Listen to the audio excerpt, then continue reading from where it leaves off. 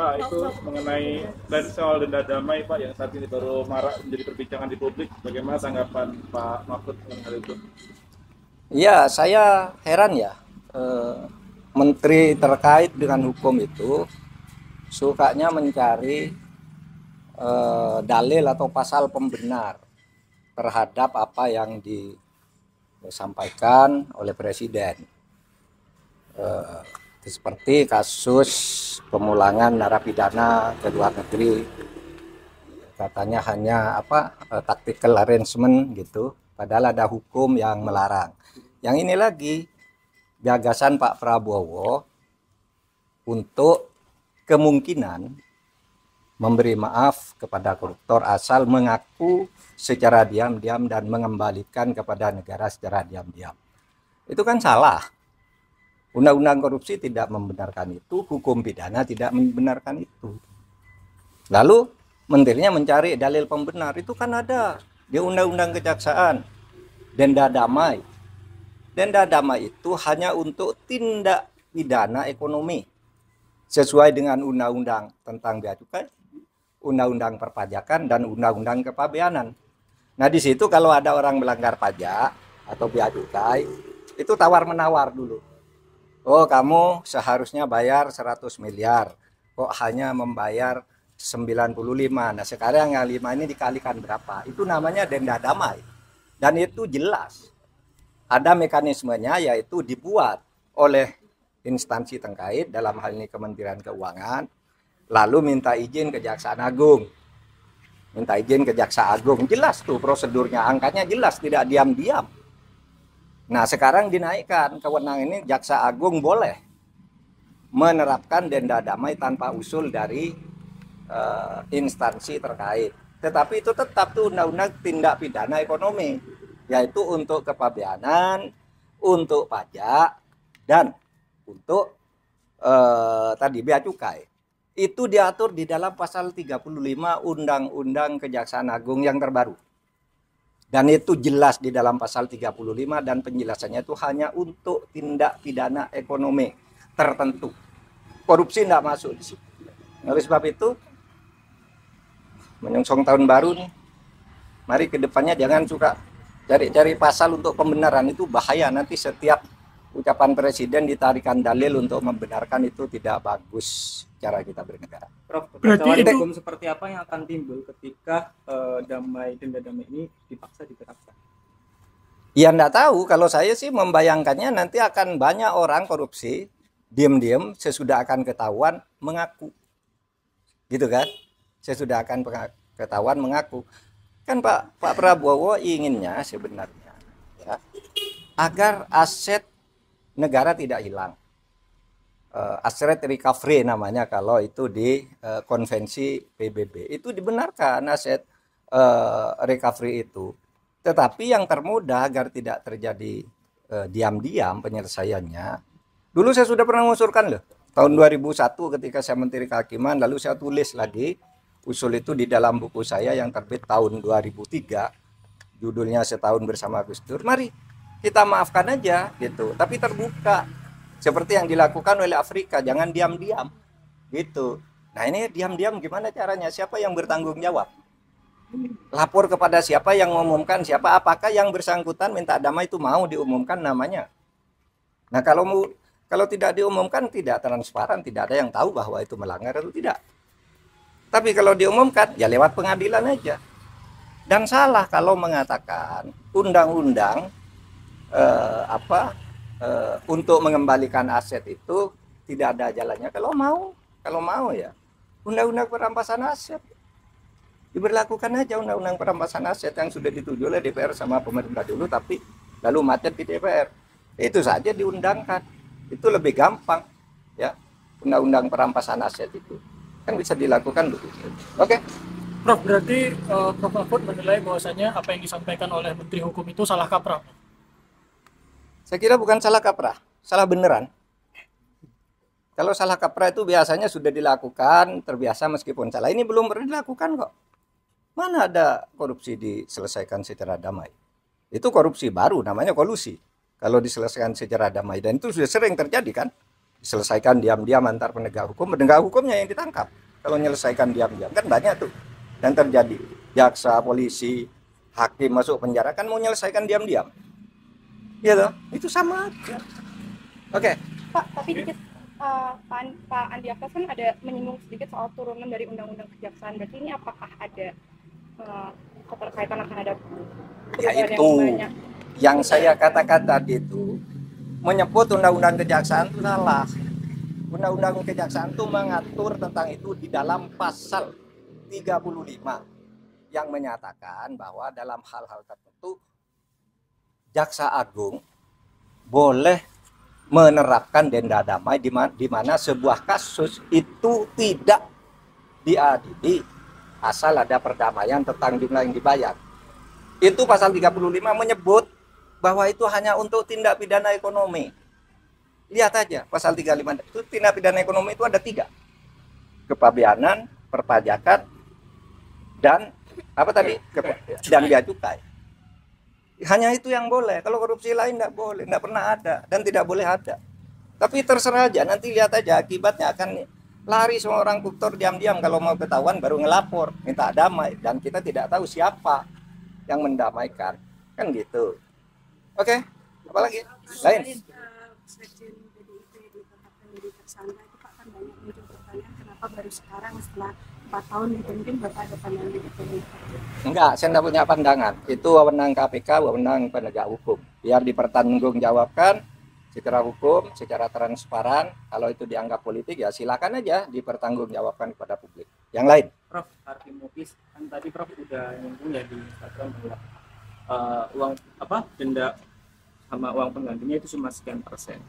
Dan pidana penjaranya juga sangat kecil ya gitu. Dari konstruksi hukum yang 300 triliun korupsi merugikan negara ya gitu. Iya, saya merasa itu menusuk rasa keadilan masyarakat ya. Ini baru pertama ada orang didakwa melakukan tindak pidana korupsi dan tindak pidana pencucian uang sebesar 300 triliun. 300 triliun. Lalu tuntutannya hanya 12 tahun. Dengan uang yang tadi 300 triliun itu dikembalikan hanya 210 miliar. Ditambah satu denda 1 miliar. Itu sungguh menusuk rasa keadilan. Karena apa? 6,5 tahun itu kok kecil sekali bagi orang yang menggarung kekayaan negara. 300 triliun hanya diambil 210. Lalu ada yang mengatakan, Pak, itu 300 itu kan potensi. Bukan potensi. Itu sudah disampaikan bahwa itu kerugian keuangan negara, bukan kerugian perekonomian negara. Kalau kerugian perekonomian negara itu potensi. Termasuk gaji, termasuk apa gitu yang diduga merugikan perekonomian. Ini uang negara menurut Jampitsus Febri Diansah. Resmi pada waktu itu malah menyebut ini bukan kerugian ekonomi negara tapi keuangan negara. Artinya uang konkret yang dicuri dari negara. Sesudah dihitung lagi jadi 300 triliun.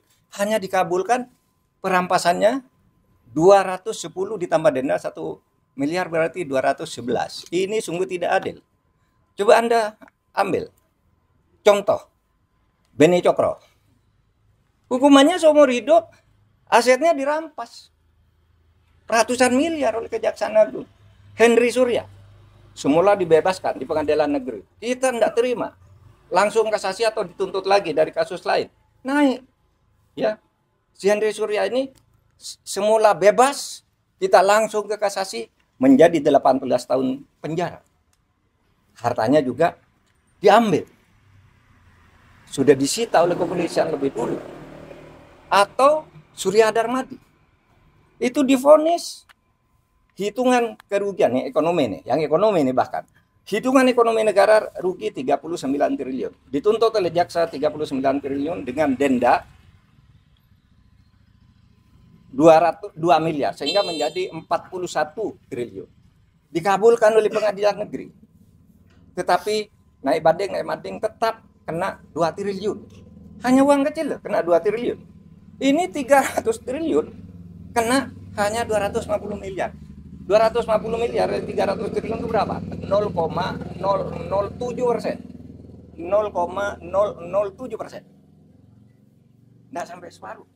Nggak sampai setengah persen. Anda bayangkan itu. Nah, oleh sebab itu, menurut saya, kejaksaan nampaknya kurang konsisten juga. Mengapa menyebut dakwaan 30, kok kemudian tuntutannya 250?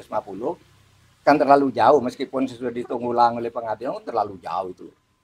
Berarti kalau dari 350 jadi ini, berarti seluruh dakwaannya itu agak hoax, gitu, agak tidak tepat. Nah, itu supaya diingat bahwa kita mengembalikan aset sekaligus memberikan hukuman yang setimpal. Apapun alasannya, itu hukum yang berlaku. Dan itu sudah didiskusikan lah soal denda damai, soal kembalian aset sudah didiskusikan semua dan sudah ada undang-undangnya di tempat kita. Apalagi? Di kasus itu masih ada cara untuk memulihkan rasa keadilan itu, Prof? Ada. Kalau Kejaksaan Agung mau konsisten, ada dong. Karena dulu pernah terjadi pada Henry Surya, terjadi pada Yan Darmadi, ketika hanya mau didenda, kami usul ini pengadilan, kena kan 2 triliun dan penjara 16 tahun. Nah, kalau ini mau dilakukan, bisa naik banding lagi. Tapi tetap aneh bagi saya kalau dakwaannya 300%, bisa naik banding lagi. Kalau dibanding kasasi lagi, bisa PK lagi, tapi sementara selama ini kan belum inkrah semuanya. Itu masih bisa dilakukan. Meskipun kasus ini kan agak aneh ya. Ada unsur politisnya kan. Ketika ditetapkan si Harvey itu sebagai tersangka, kan ada berita kantor Kejaksaan Agung dikepung, ya kan? Lalu Jaksa Agung memberi penjelasan diintervensi oleh Brimob atau apa gitu kan, Jaksa Agung ngomong di televisi ya. Lalu analisis di luar itu sebenarnya bukan penangkapan terhadap mafia nikel, tetapi itu upaya pergantian penguasa mafia, sehingga yang lama dihantam agar ganti gitu, tapi hukumannya tidak sungguh-sungguh. Analisis itu pernah muncul. Saya baca itu dari pernyataan terbuka Pak Ansat Mbai, mantan kepala BNPT ya waktu itu. Dulu zaman saya Menhan, dulu dia kepala BNPT, tapi dia berbicara dalam konteks ini, Pak, ini kan hanya pergantian aja, sehingga kelihatannya tidak sungguh-sungguh atau takut. Nah, ini tantangan tahun baru, ini tantangan. Anda mau bersikap apa terhadap ini? Apalagi Prof, terkait dengan pertimbangan majelis hakim dalam menjatuhkan vonisnya ke Harvey Mois itu kan dia majelis hakim menyinggung bahwasanya tuntutan yang dilayangkan jaksa kepada Harvey itu terlalu berat gitu, dan bahkan majelis hakim menyampaikan kalau Harvey Mois ini hanya perwakilan dari PT Refined Bangkatin ini untuk mengurus terkait dengan proses timah ini, Prof. Ya, pertimbangan bisa dicari-cari, apalagi pertimbangannya karena katanya sopan.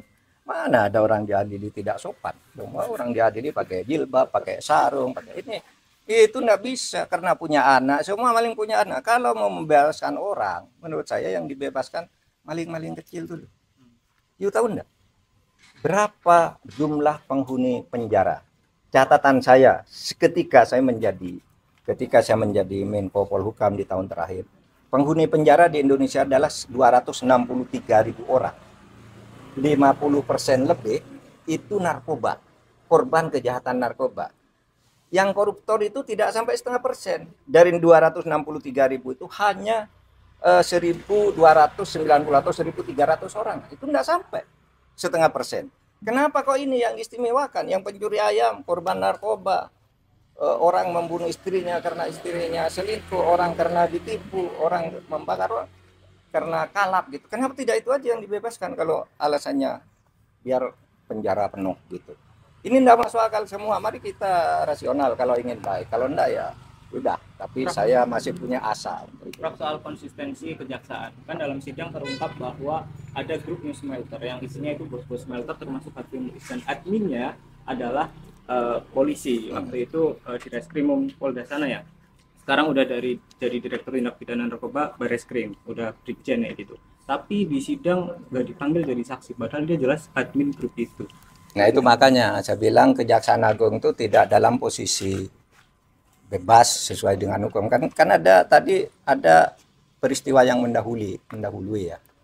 Ketika Kejaksaan Agung itu dibilang diteror, ini si Jampitsus dibuntuti kemana-mana, kemudian ada drone di sekitar Kejaksaan Agung dan sebagainya. Itu semua mendahului peristiwa ini sehingga lalu orang sekarang mengkait-kaitkan, meskipun orang bilang wah itu yang dulu bilang oh ya itu tidak benar hanya itu. Sekarang terjadi hal seperti ini. Mungkin orang bisa mengaitkan ke situ. Udah? Oke, Pak. Oke, Bro. Terima kasih banyak, Bro.